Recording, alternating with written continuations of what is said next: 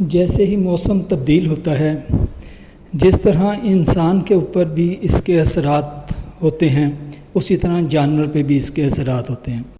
आज हम आपको जो इलाज बताएंगे जिस बीमारी का, वो आम बीमारी है लेकिन है बहुत तकलीफ़ दे वाली, जिससे जानवर दिन ब दिन कमज़ोर होता जाता है और खाना पीना भी कम कर देता है। हम आपको इसका इलाज बताएंगे ऐसी चीज़ों के साथ जो तकरीबन आपके घर में ही आपको मिल जाएंगी।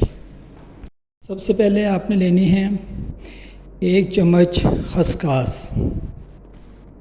उसके बाद आपने 1 चम्मच लेनी है चाय की पत्ती। 30 से 40 ग्राम आपने गुड़ ले लेना है और 2 चम्मच आपने लेना है घी, डालडा घी। अगर सर्दियां हों तो आप घी की जगह 2 चम्मच तिलों का ऑयल भी ले सकते हैं, जिसे हम मिठाई। इन सारी चीज़ों को अच्छी तरह मिक्स कर लें और रात को जानवर को जब आप वन शन डाल के फारिग हो जाएं तो उसके 1-2 घंटे के बाद आप जानवर को खिला दें।